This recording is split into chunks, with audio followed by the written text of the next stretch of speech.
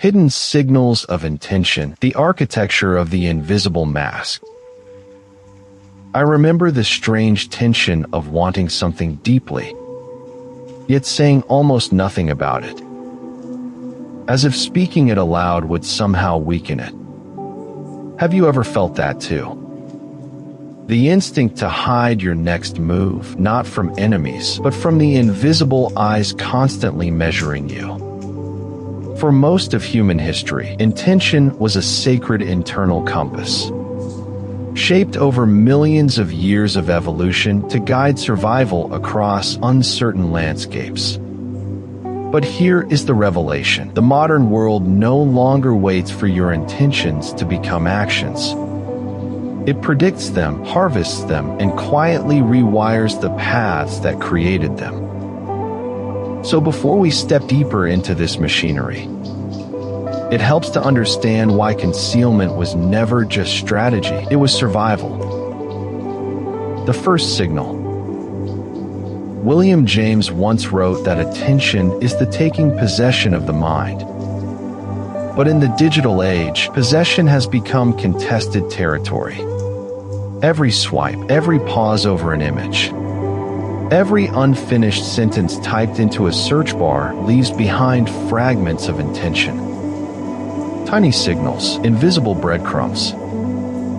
We imagine our thoughts as private, but increasingly, they are the raw material of enormous systems. Long before code, the human brain evolved for this exact game. Our ancestors survived by reading the intentions of others, a raised eyebrow, a sudden silence, a shifted stance near the fire. This is what psychologists call theory of mind, the ability to model another person's hidden motives. It is one of the oldest survival technologies ever built, to detect threat before it arrived. Today, algorithms perform the same ancient act, only faster, larger, relentless. The interface studies us the way hunters once studied tracks in mud. And so the question begins, if your intentions are always visible, are they still truly yours? Masks of the primitive mind. Concealment began as biology before it became strategy. The octopus changes color, the moth blends into bark. Even humans mastered camouflage long before language. But our camouflage was psychological. Freud often suggested that much of the mind operates in layers, hidden from conscious view. Modern neuroscience agrees. The brain filters enormous amounts of internal desire before allowing expression.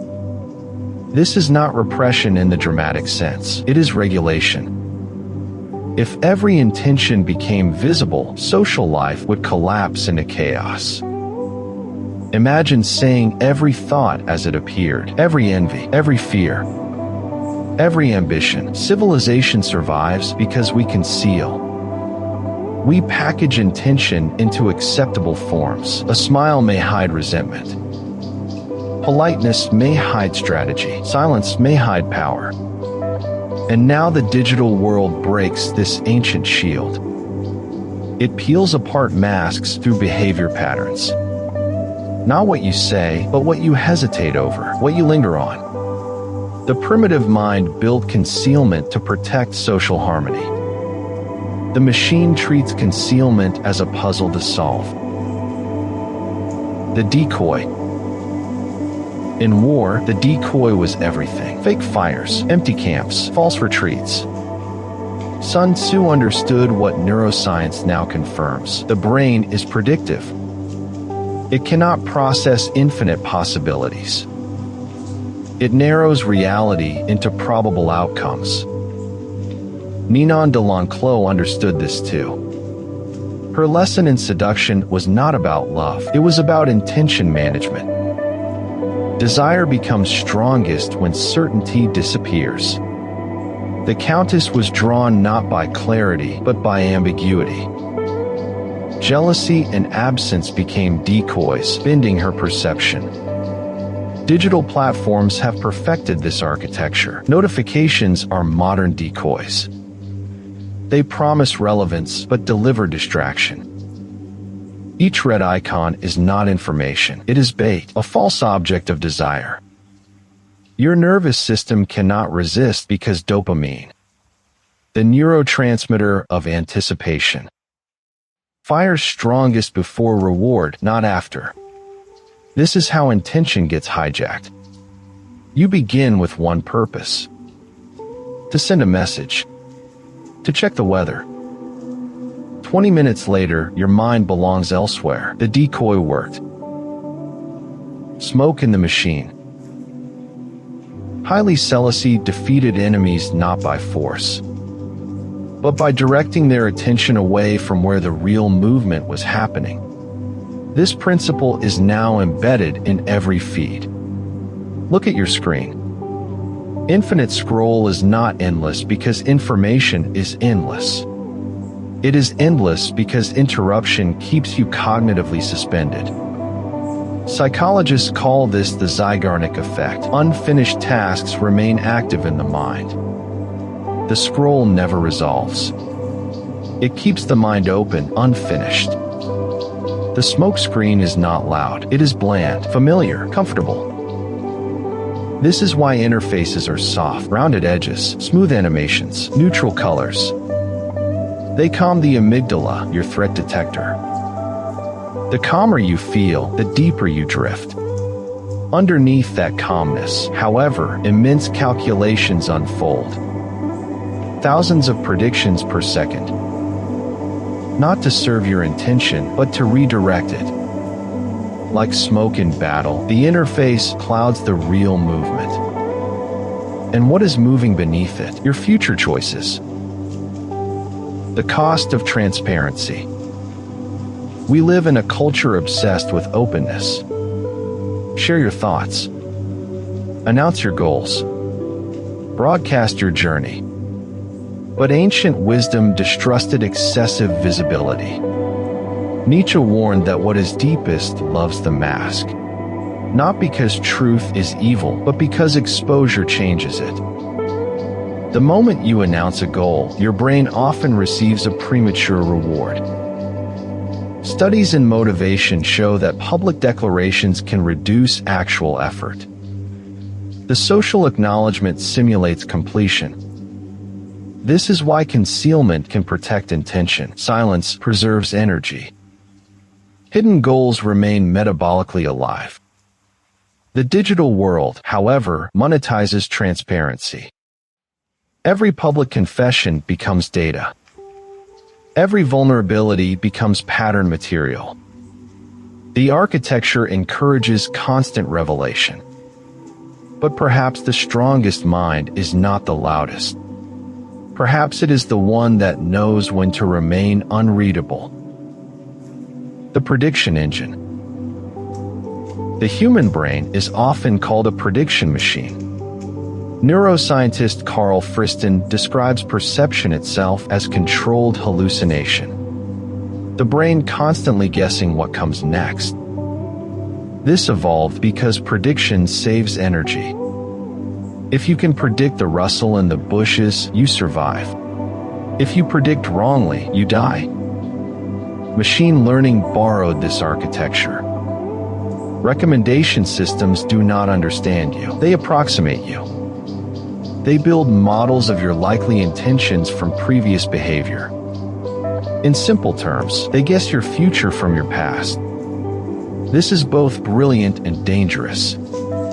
Because human beings are not fixed loops. We are capable of contradiction, reinvention, surprise, yet the machine prefers stability. It wants you predictable because prediction is profitable. And so every recommendation becomes a subtle pressure towards sameness. A future built from your yesterday. Dopamine cartography. Dopamine is often misunderstood as pleasure. It is not. It is pursuit. It maps possibility. When you conceal your intentions, your dopamine system remains internally focused. the hunt stays alive. But when external systems hijack that pursuit, dopamine becomes fragmented. Tiny bursts, endless loops, no resolution. Social media is a cartographer of fragmented intention. It maps where your attention spikes, what excites you, what angers you, what keeps you moving. This matters because attention and intention are inseparable. Where attention goes, intention follows. And if your attention is scattered across 1,000 digital fragments, your deeper goals become impossible to hear. Like trying to listen for one voice in a stadium full of noise. The ancient siege. The brain treats uncertainty like siege warfare. The amygdala scans constantly for threat. The prefrontal cortex plans responses. Together, they form the architecture of defensive intention. Ninon understood this in seduction. Selassie understood it in politics. Bismarck understood it in war. They concealed intent not simply to deceive, but to control timing. Timing is everything because the brain prepares defenses the moment intention becomes visible. Algorithms exploit this. They strike before conscious awareness. A suggestion appears before desire fully forms. A product appears before you search. It feels magical, but it is preemption. The siege now begins before the gates are built. Mirrors of code. Alan Turing once wondered whether machines could think. Today, a stranger question haunts us: can machines want? They do not want in a human sense, but they simulate wanting by optimizing endlessly toward goals. Retention, engagement, conversion. This matters because when you interact with these systems, you encounter a mirror, not of your soul, but of your measurable intentions. The mirror grows sharper with every click. And mirrors change behavior. Psychologists know that self-awareness alters action. When you know you are being watched, you act differently. This is the subtle violence of modern technology. It does not force behavior, it reshapes it through observation. Entropy of attention. Physics teaches that systems drift toward disorder unless energy organizes them. Your mind is no different. Attention is anti-entropy. It gathers chaos into purpose. But the digital world profits from entropy. Fragmented minds click more, wonder more, reveal more. Disorder becomes extractable. Carl Sagan once said, "We are a way for the cosmos to know itself." But what happens when the cosmos is distracted from knowing? This is not poetic exaggeration. Fragmented attention reduces memory consolidation, weakens decision-making, and increases anxiety. The science is clear. Disorder outside creates disorder within. The philosophy of concealment. Kierkegaard observed that the crowd is untruth. Not because crowds lie, but because collective visibility erodes inner depth. To conceal intention is not always manipulation. Sometimes it is sacred privacy, a boundary around becoming. Seeds grow underground, embryos develop in darkness. Stars are born inside hidden gravitational collapse. Nature itself protects emergence through concealment. Perhaps our deepest intentions require the same shelter. Not secrecy as fear, but secrecy as incubation. The ethics of the mask. Concealment can corrupt. History proves this. Con artists, tyrants, manipulators. Hidden intention becomes weaponized. But total transparency is equally dangerous. It leaves the self-defenseless. The ethical question is simple. What are you concealing for? To manipulate, or to protect, to deceive, or to preserve? This distinction matters. Because intention is not morally neutral.